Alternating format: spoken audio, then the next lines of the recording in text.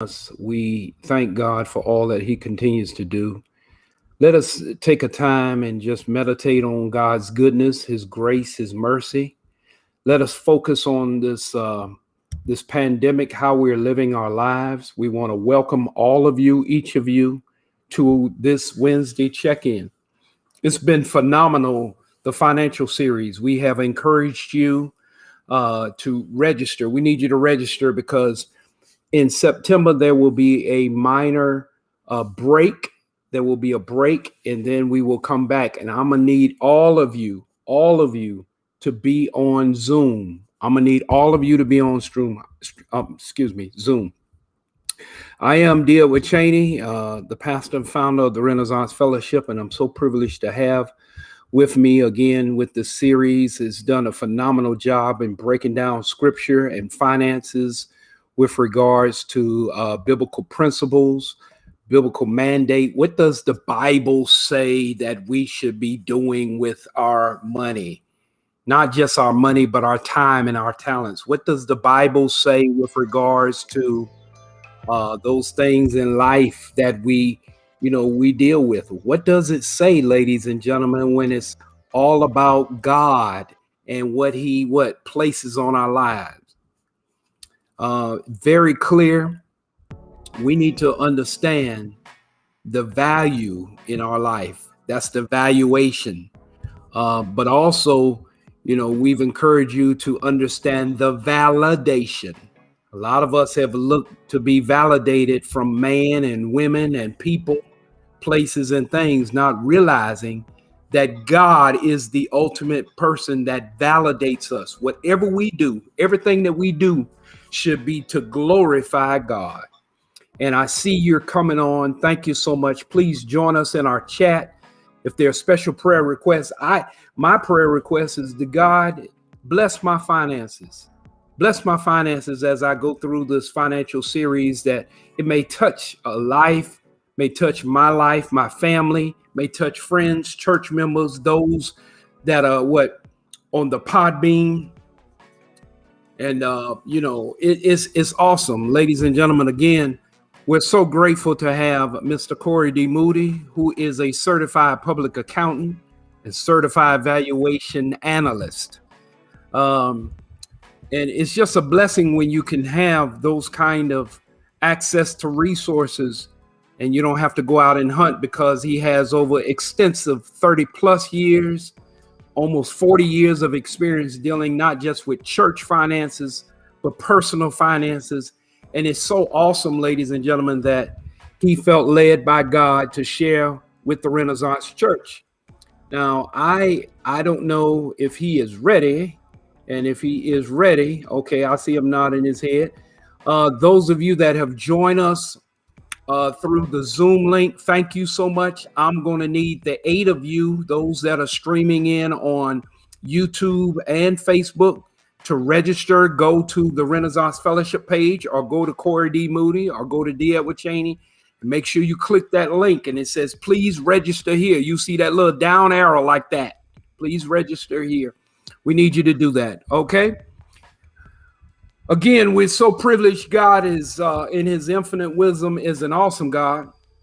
And we look for you to join us again. In the chat, I need you to place your prayer requests as he is talking to us and sharing with us what God has laid on His heart.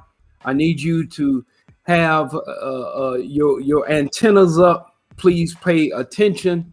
And we just thank God for all that He continues to do. Without further ado, ladies and gentlemen, I just want to present Mr. Corey D. Moody.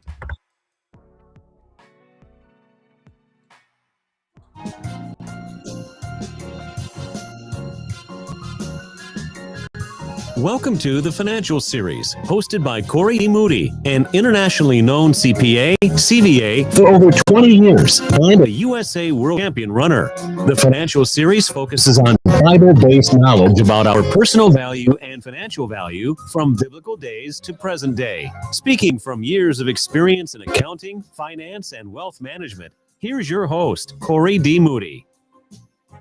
Okay, well, thank you so much.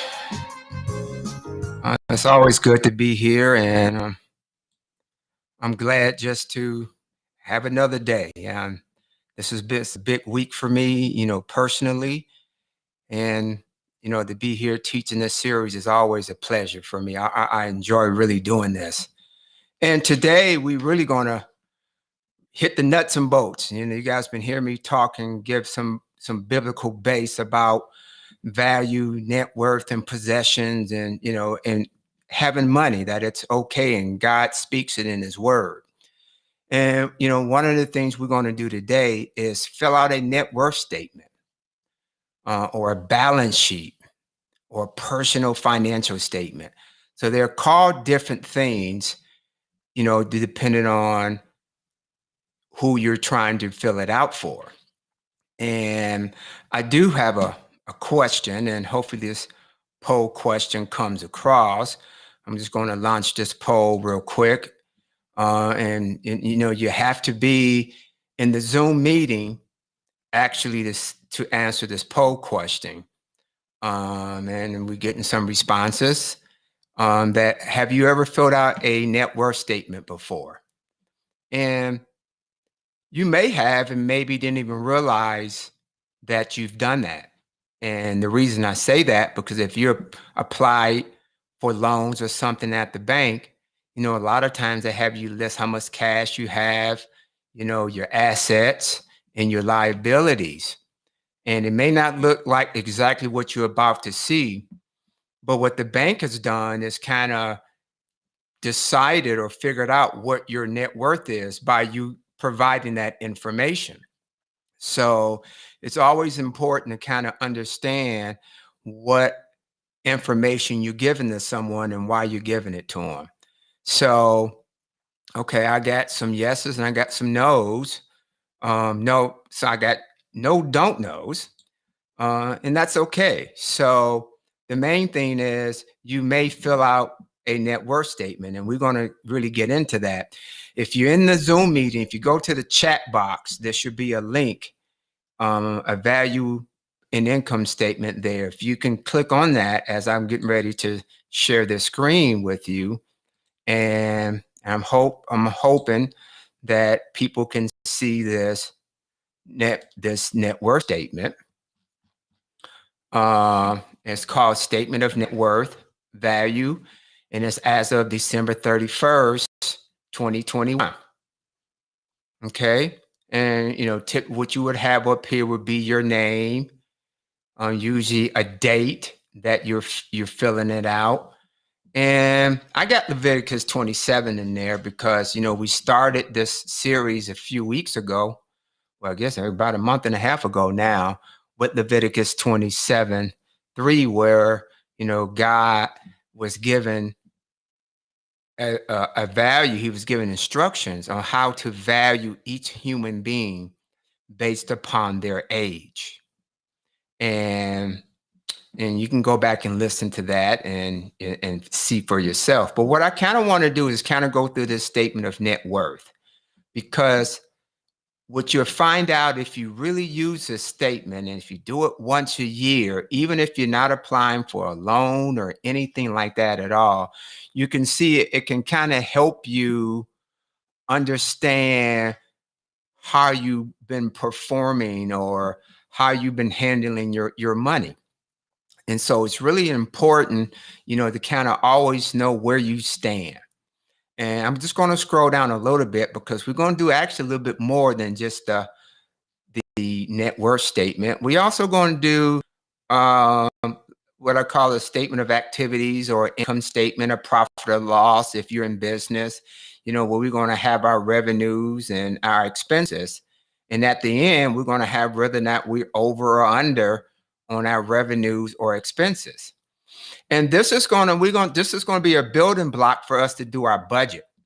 So it's going to be real important that, you keep attending, and because we're going to build on what we're doing tonight.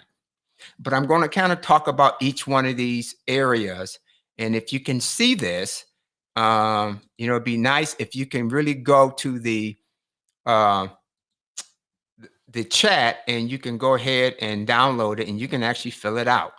And if it's not working for you for some reason, we'll get a statement over to you. I did forward one to Pastor Chaney in an email today. If you want to, put something in the chat with your email address, Pastor Chaney, be glad to go ahead and email it to you, as you send that. So the first thing is cash. I want to make sure, Pastor Chaney, if you're there, can you see the actual statement on your screen? I want to make sure the screen is being shared properly. You there? Okay. Yes. You can. Okay, great. Thank you, sir. All right. Sorry So, about that. all right. So let's go ahead and kind of go down this statement. And so one of the first things you do is, how much cash do you have?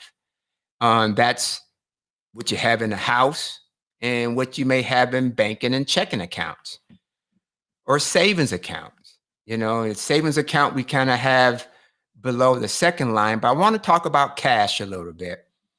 Because over my years, I've met with people that don't even have a bank account. They go to these check cashing places every week or to the post office and buy money orders. And one of the things I hear all the time is, I don't trust the banks. And I understand that apprehension, or you may have some distrust in the banks, or maybe how they get bailed out when they fail, and I understand that, but that should not preclude you for having a checking account, at an institution that allows you to write checks or now have a debit card, because that allows you to purchase and not always have cash on you. Because when you have cash on you, you tend to spend more. And one of the ways you maybe can stop spending if you have cash on you, when I found for myself, is always have large bills. If I can have $100 bills in my pocket, I won't spend them because I don't want to break them. Because sometimes, depending on where you are, where you're going, you need cash. You need to have cash. But it's always good to have a bank, someone that you can actually, an institution that you can have a debit card, like a Visa, MasterCard debit card, so you can spend money without having cash around in your pocket. And I would say maybe 20 years ago, I remember when the debit cards came out. And just to kind of show you how things evolve, I was against debit cards. So somebody may say, Corey, you didn't like debit cards. You're right. I didn't like debit cards because debit cards didn't protect the consumer when they first came out. So I want to kind of clear that up, because maybe some of you may still be under that impression that debit cards are bad. And the reason debit cards were bad back when they first came out is that there was no protection for the consumer. So if someone got your card and used your debit card, it could be 2 to 3 weeks before you got your money back. You had to prove it wasn't you. And so what it was back then, the debit cards were to help banks process transactions cheaper than when they had to process checks. So banks used to always have to process checks, and they had thousands of people they used to clear and go through the Federal Reserve to clear your checks every night. And I'm going to tell y'all this story. I think the statutes of limitations are over, so I think I'm clear on this. So back in 1837, when I first got out of college, I had 5 checking accounts. And I was, I didn't have a lot of money. I had, wasn't doing a whole bunch, but I had 5 checking accounts. And what I used to do was I could write a check from one account, and I didn't need that money to a week and a half to cover that check, because I could take another check, maybe 2 days later, deposit it, and another 2 days later, deposit the next check. So by the time I needed to have that money, it was a week and a half later, because it took 2 to 3 days for checks to clear. No, actually, I read about this. I didn't really do this. I read about it. But that's what people used to do, is have 3 and 4, 5 checking accounts, and they would do what they call kiting. But you can't kite anymore, because, as soon as that transaction hit, it clears. But the point I want to make about the debit cards, when they first came out, you had no protection as a consumer. Where consumers got smart and banks said, you know what? If we want people to use debit cards, we better give them better protection. You know, almost kind of like a credit card. You know, credit cards, you know, you can dispute the charges. You know, in American Express is one of the best. You know, you can dispute a charge. They take it right off your account real quick, or you don't have to make that payment on it until that dispute is resolved. Well, with debit cards back in the day, you had no such rights. So if you're living under that impression or stigma still, it's not there anymore. Still not as good as a credit card, but you still have protection and it makes your life easier. So this is really for, you know, I'm talking to people who are afraid of banks and institution. Don't be afraid of it, because you're going to need those things to really build up your cash reserves, because you don't want to have all this cash in your account. Now, there is a limit. You know, the FDIC they only insure up to $250,000 for each bank holder. You know, that's why some people have different banks, not because they're kiting. It's because, well, look, I got 400 grand. I'm only insured to 250. So I'm gonna go to this other account and put other bank and put another 150. And so all my money is insured. But you got to understand, people with millions of dollars, they just, you know, that's not there. And the chances of something like that happening, you know, pretty rare, but not enough for you not to put money into the account. And if you think like that, I guarantee you're not reaching $250,000. But I just kind of want to get that clear about cash. But so I'm going to put in an amount. And if you are on this, what you can do, you can actually fill this out. So I'm gonna put in just a number. Let's say I got $5,000, you know, in my checking account, and in my savings and temporary investments. You know, that's like your mutual funds. You know, maybe short-term CDs, maybe some short-term investments that we may call. So let's say we got $2,500 in that. And you see, as I start filling in this form, you see my assets start increasing. So assets are something that we want. So remember, our value or our net worth is assets minus liabilities is our net worth of value. So you see right now, my net worth of value is $7,500. And as I put more things in, that number increases, and so does my value. So assets are good, but all assets don't behave the same. And what I mean by that, you may have heard the term, certain assets you buy are depreciable assets. They depreciate. You know, you probably heard the term, as soon as you buy a brand new car, the value drops as soon as you get out of the driveway. And that is true. For me, I never buy a brand new car. I buy a car maybe 2 or 3 years old, still under warranty, you know, just in case something happens. But I always buy used cars, 2 or 3 years old. Call me cheap, call me whatever, but I don't want to get that hit. Okay. So stocks and bonds. Now, stocks and bonds. So now these are, say you got stock in Coca-Cola or PepsiCo, or, you know, Costco, you know, these companies that sell over the New York Stock Exchange or NASDAQ, you know, the stock market. You know, you see them on TV, you see them talking about the Dow's up so much today, it went down so much. When you invest in stocks and bonds, that value goes up and down every second. So you can just, you know, just tomorrow, just learn how it works. Just pick a stock a company that you like, just look at it and see what the value is. And they have what's called a buy and ask. That's the buy and sell, and they have a high and a low for the day. And I'm not going to get too much into it, but I just want you to kind of get familiar, and it's nothing to be afraid of how the stock market works. Now, I want to say a little something, and I'm going to get a little beat up on it, but that's okay. I'm used to getting beat up by what I say.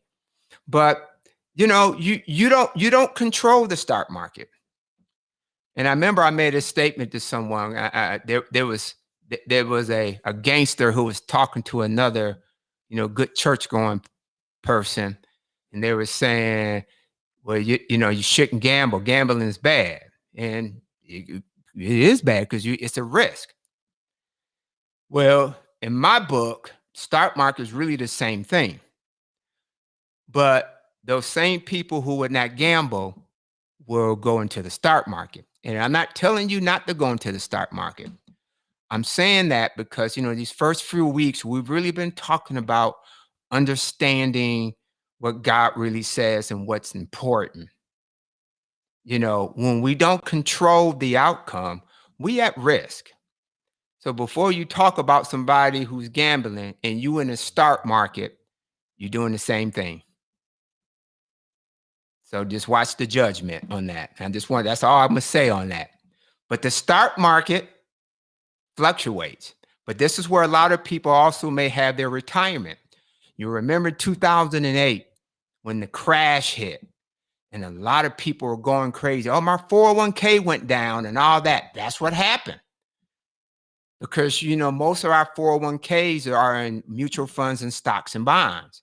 So when the market had a heavy hit, the value of their stocks and bonds went up. So let's just say I have $100,000 in my stocks and bonds in my retirement. Okay. Now, unlisted securities.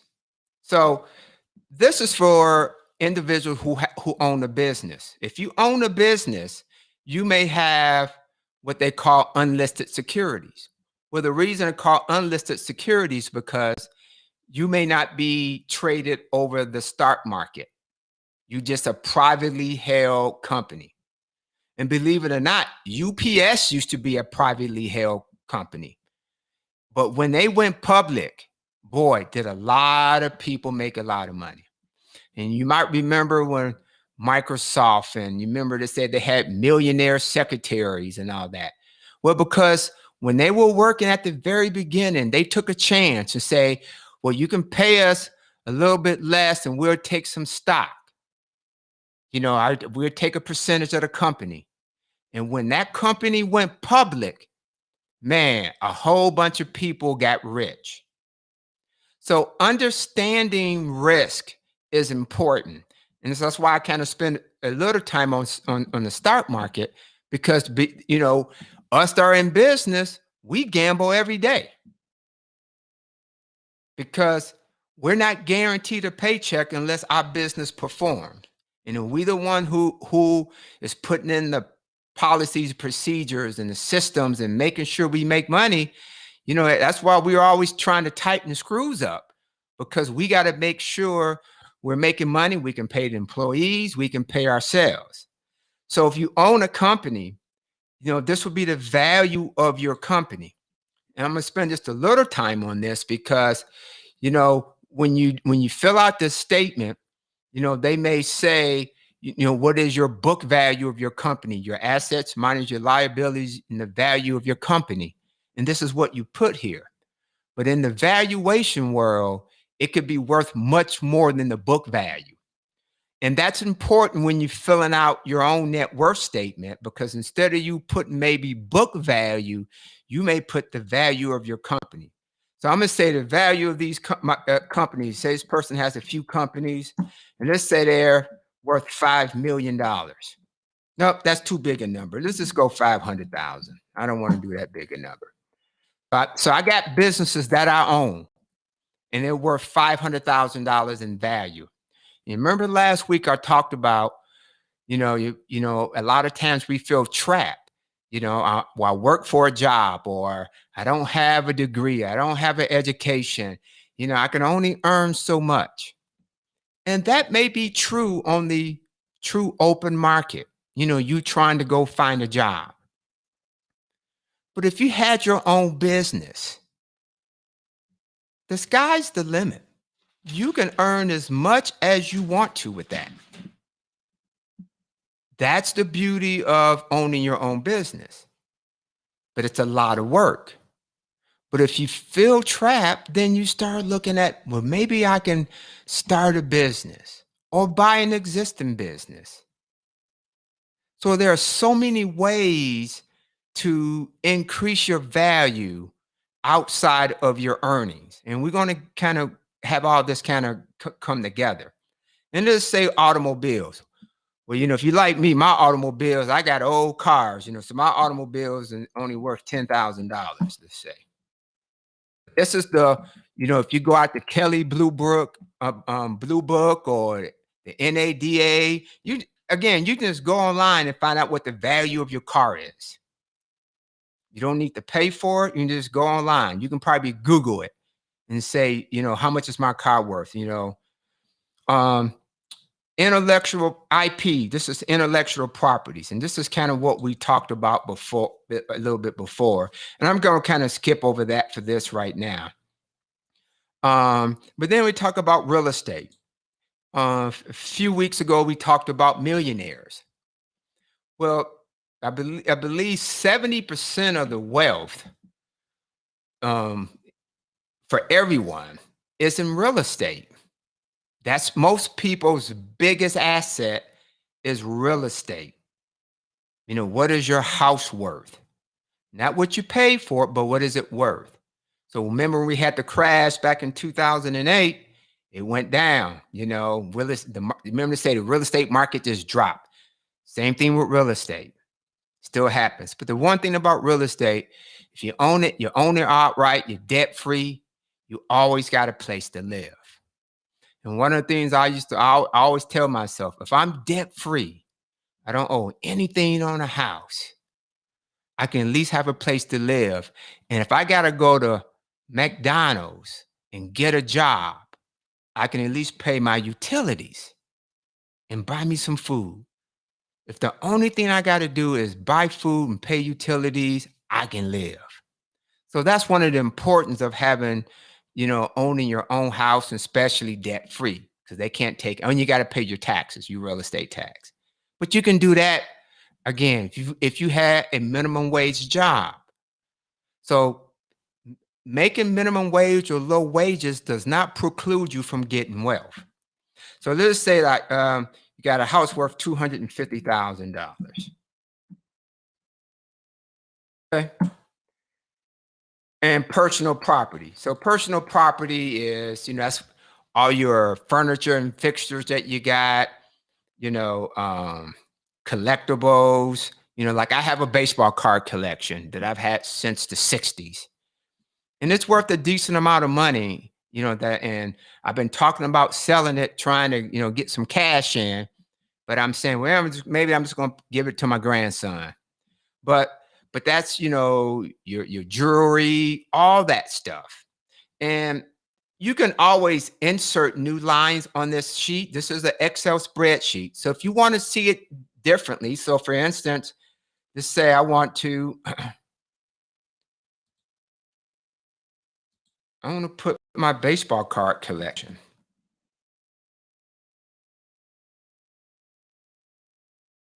Okay, so I can just put that there, and I say, all right, let's say that's worth $50,000.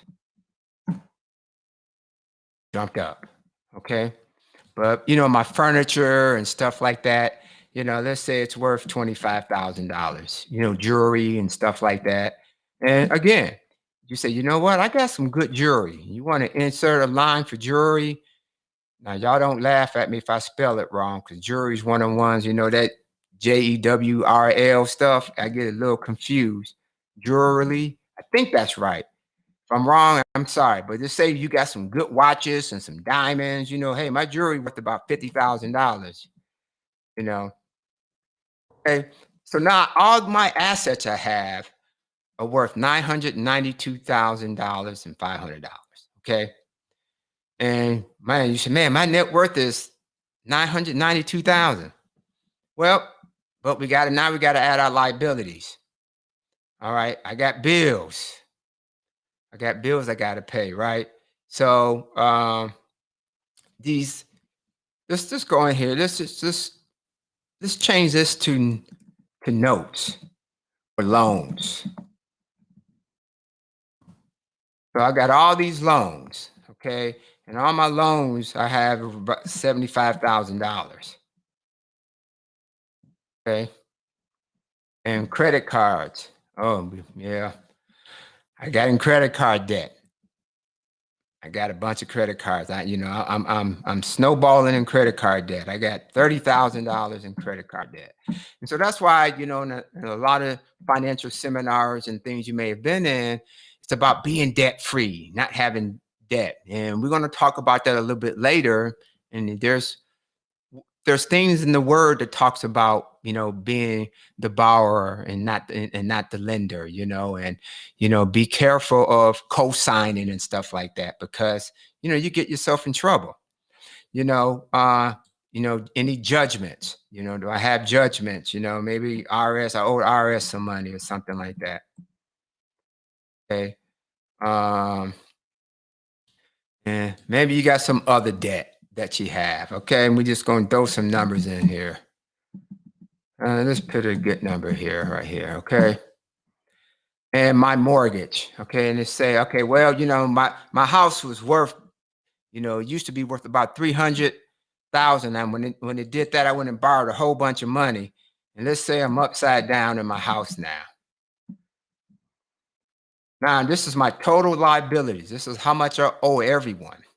That's $505,000.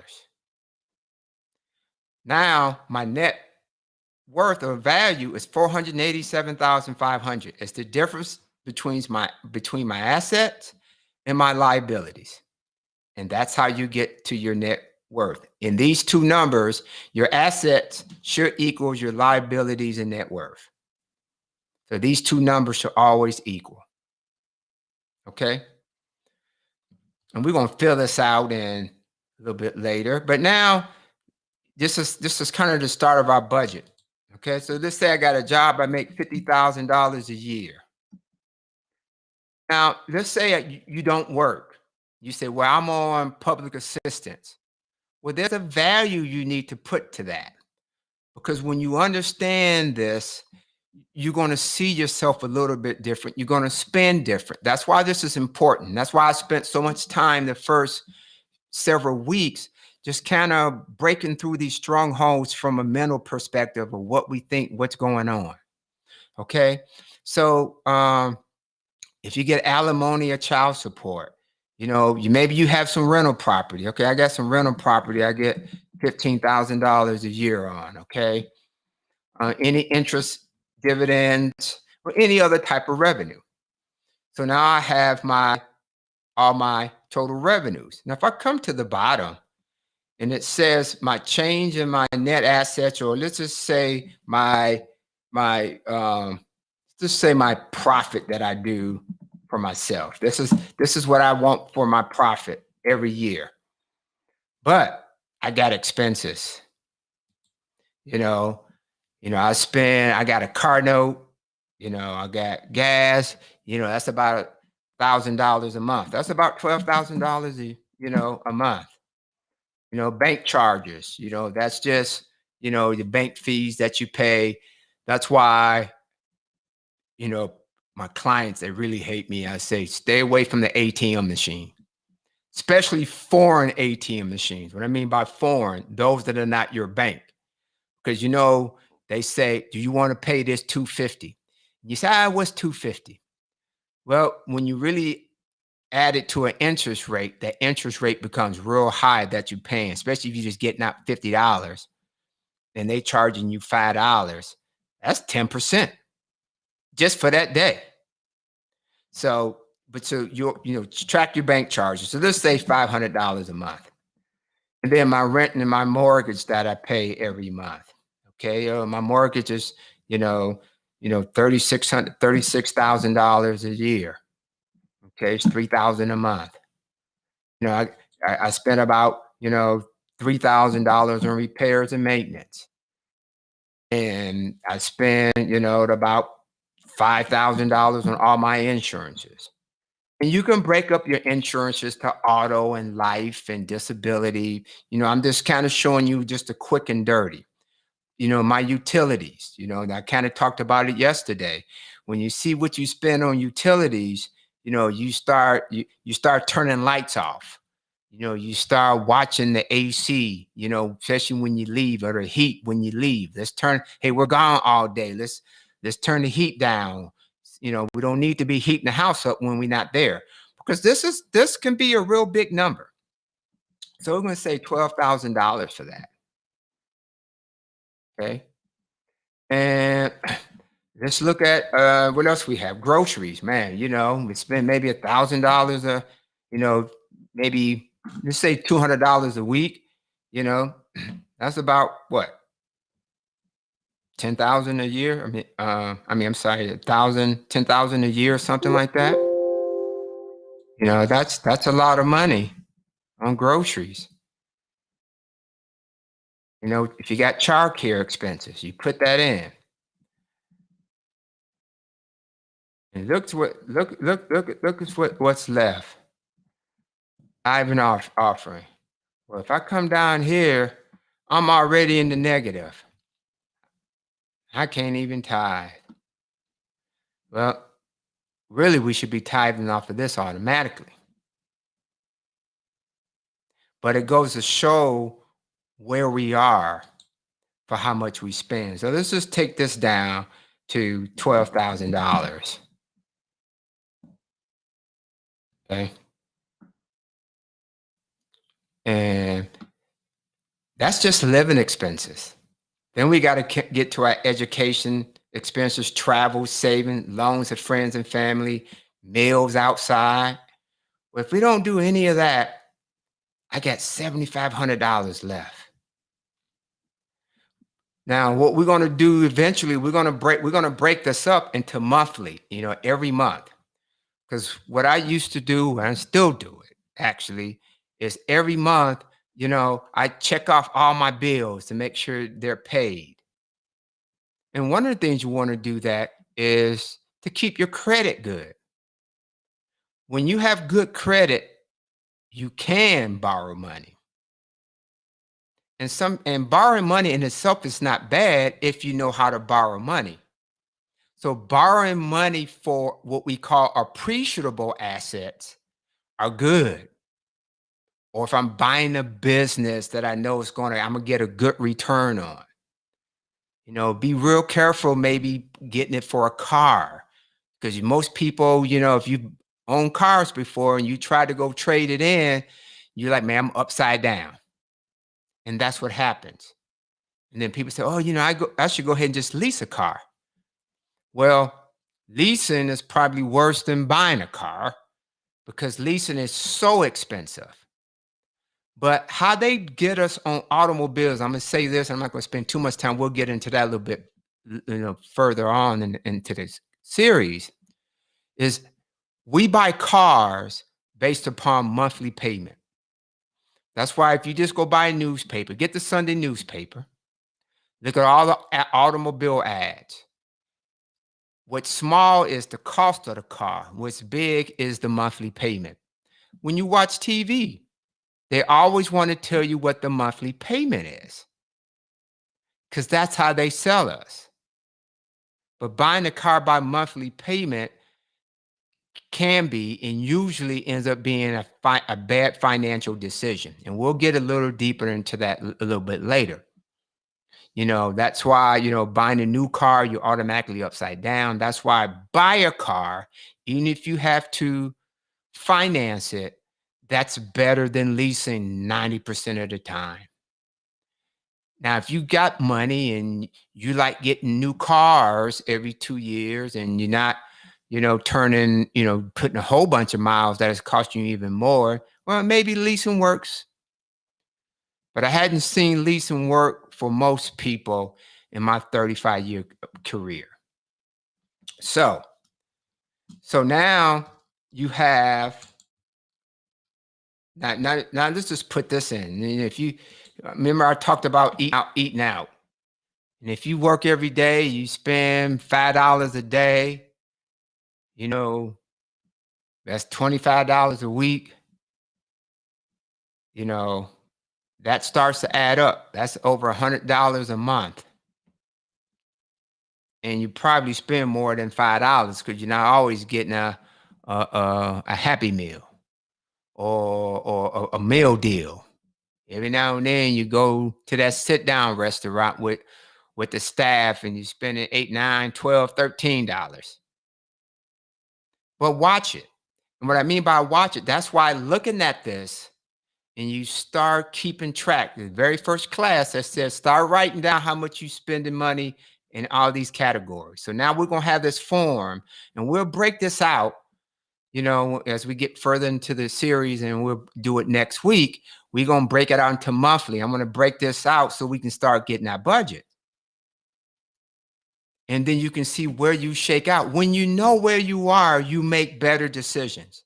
So don't knock yourself over if it's not a lot of money at the end of the year or your net worth is real low. Don't beat yourself up. The key is let's start using some tools to help us with this. So one of the things that I do, you know, I run all my stuff through QuickBooks. You know, every month, you know, I know how much money I'm spending where, you know, even, you know, when I track even my kids, how much each kid I gave them, how much I spent for their education. I got it all broken up. I never told them this, but I just always kind of like to know where the money is. Where is it going?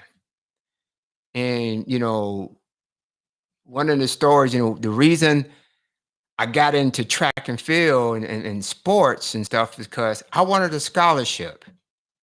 And I wanted a scholarship because I didn't want to be a burden to my parents, because my parents worked hard. And, you know, even though we were quote unquote, what they call middle class, you know, it wasn't that easy. And I said, you know, whatever I can do to not for them have to, you know, pay for my education, that's what I wanted to do. That's why I worked so hard in sports, because I wanted that scholarship. And I was able to have a full ride scholarship. But it was hard work, and I didn't want that. And I wanted to, you know, so now I was able to say, all right, Corey, we can get you a car. Because, hey, look, we don't have to pay for your schooling. We can get you a car. So that was worth it for me. So we're going to get a little deeper next week, but I kind of wanted us just to kind of go through this, you know. And let's say we want to take a trip, you know, that's the family trip, $2,500, right? These meals end up being about $1,500. You know, we know we spend more than that eating out. But we want to break these up into what I would call living expenses, lifestyle expenses. Because what I want us to do to be able to kind of see what we're doing with our money. How well are we performing? So that's why this is important. So now I'm down to $2,500. And so next week we'll break it up into monthly. We're going to start, doing a budget. And we're going to talk a little bit more about debt, you know, and loans and stuff like that. But I want to read something, you know, and we talked about wealth and what our worth is, and God put a value on us. And one of the sessions I said, hey, I'm 60. You know, at 60, my value decreased. You know, I went from 50 shekels from when I'm 20 to 60. But God said, when you get over 60, your value is only 15. He knocked a whole bunch off. But also, if you go to in Numbers 8, 24. And this is when, you know, God was speaking to Moses. And this is where they was building the tabernacles and the 12 tribes and all. And one thing that was important, all the tribes had a specific task to do. All of us are not going to be doing the same thing. All of us are not going to make the same amount of money. It just doesn't happen. We got to understand where we are with our value of our life and what we're doing. I'm going to read this. The Lord said to Moses, this applies to the Levites. Men 25 years old or more should come to take part in the work at the tent of the meeting, which means, man, if you 25 or over, really 18, but let's say 25 over, you're supposed to be working. But this is 25, Numbers 8:25. But at the age of 50, they must retire from their regular service and work no longer. And you remember I talked about intellectual property, man, and I said, I'm 60, I ain't as valuable anymore. But then at 26, he said, those that are over 50, he said, they may assist their brothers in performing their duties at the tent of meeting, but they themselves must not do the work. So when we get older, get over 50, we're supposed to be giving our talents and helping the younger ones. And I always remember my dad, when I was in my late 40s, early 50s, I remember my dad used to always say, boy, you in your biggest earning potential right now. This is where you got to put the pedal to the metal. And most of my peers, we 60 and over, a few under 60. And I kind of realize now that I can't work anymore like I used to. I don't need to. But it's also for the enjoyment of life, what God has given me, but also to teach the younger ones. That is so important. I had a young man that, I worked with, and I fed him everything I could. And he made a comment to me. He said, I don't think you know what you gave me. I said, yeah, I do.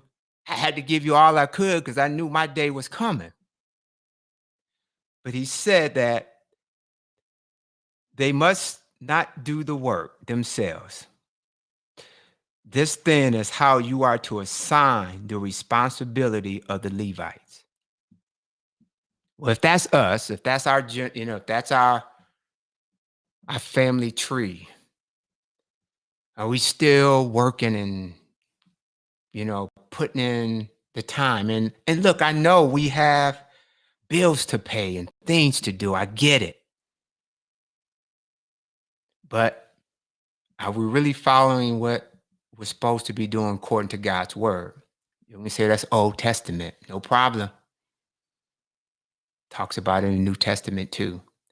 But it's this understanding we always can be on that hamster wheel. And I've been trying to get off it for the last couple of years. And I can tell you the relief that I'm feeling. And the clarity and just enjoying the time. And I remember telling to myself, you know what? Whatever I've done, whatever I earned at this point, it is what it is. I can't worry about it. But what I can do is go through this form here, see what I have, and see how I can play this out the rest of my life. So maybe I just need to be the chairman of the board, CEO. I don't even want to be the president of a company anymore, in the day-to-day. Just call me once a quarter, go to a meeting and let me give you some strategic, planning and some things to do. I don't want to deal with the employees anymore, stuff like that. I don't want to do it. I'm too old. But the knowledge that I have and that we have as we get older, just don't be afraid to use it. And if we truly believe God is going to provide, where are we in this process? And one of the things he talks about in Genesis when he was talking to Abram, he says, we got to give an accounting of our possessions, of what we do. If we don't do this, we're not doing an accounting of what we're supposed to do. So I do want to thank you for, listening to me kind of ramble today. But I do trust that there's some, some things that we can do to get our lives in line with what God wants us to do. And it's just important that we do that. So I'm going to leave you with this balance sheet, this income statement. Let's fill it out. Let's see what we can do with this. Let's see what we have to do with this. Let's see how we can help ourselves just get better and get the stress and stuff off of us. Because life is precious. I got a lot more behind me than I do in front of me now. And I want you to think the same way, or be kind of working towards that. I know they say retirement age is 65 for Medicare and all that. We can stop before that. So I'm going to leave you with, I'm going to be leaving. And I appreciate your time this evening. And I just hope that this is resonating to some people to make some changes and get their financial house in order. Not that everything's going to be perfect, that your credit's going to be good, but at least you're working towards it. And if we can do that, I think life will be good. That's all I have for you this evening. And I appreciate you. Now I can go ahead and let it play. Thank you for listening to the Financial Series, hosted by internationally known CPA, CVA, and USA champion runner Corey D. Moody. Don't miss the Financial Series next week at 6 p.m. Pacific Standard Time for life-changing insight about your personal value and financial value based on biblical principles. On behalf of Corey D. Moody, have a blessed and prosperous week. Ladies and gentlemen, what an awesome presentation. Statement of activities tonight. As he was going through that, I said, oh my, I need to clean all my stuff up. So again, thank you, Corey, for all that you have done, what you're pouring into it. Ladies and gentlemen, what we need you to do, I have put the links in the chat. So the links are in the chat. The spreadsheet is in the chat. We were able to do that. And with my producer behind the scenes, Lawrence William Chaney. So we're doing that. We have the scripture. We need you to read Numbers chapter number 8, verse number 24, and be ready for next week. I don't know about you, but ladies and gentlemen, if you were blessed by what you've heard tonight, consider sowing a seed or placing a seed. You can do that through Givelify. You can do that, the Renaissance Fellowship Las Vegas. You can do that through Cash App, $ the Renaissance LV, Cash App, the $ Renaissance LV. You can do that through Givelify. If you so desire to reach out to Corey D. Moody, you can do that through all social media platforms, Corey D. Moody, Instagram, Corey D. Moody, on Facebook, but Podbean. I wanted to place the Podbean up here for you so you can see that. What a tremendous presentation tonight as we continue this financial series. I know that this is not catchy. A lot of people, when you talk about money, they don't want to show up. But I want to tell you, I want to say that what you're getting, ladies and gentlemen, you would have to pay a lot of money, but you're getting it for free with the worksheets. Again, please spread the word all over the place. Tell everybody about this tremendous opportunity, this tremendous study. And no, it won't be ending anytime soon, because we feel that God is really trying to allow us an opportunity to understand the value of our time, talents, and our money. So again, thank you so very much. This is a collaboration with Mr. Corey D. Moody, certified public accountant, certified valuation analyst. and D. Edward Chaney, Senior Pastor, founder of the Renaissance Fellowship. May God bless you and keep you. Father, in the name of Jesus, we thank you for privilege and opportunity to be here tonight. We thank you for the lives that have been touched. We thank you for the breath that has been breathed this day. Even in the midst of this pandemic, the Delta variant, oh God, we realize that Lambda is on the way, but you're still in charge. We thank you and praise you. Help us grow this movement, this surge, this financial series as we try to educate those who are less fortunate and those who do have. Some people who have still don't know how to operate within the means of their finances.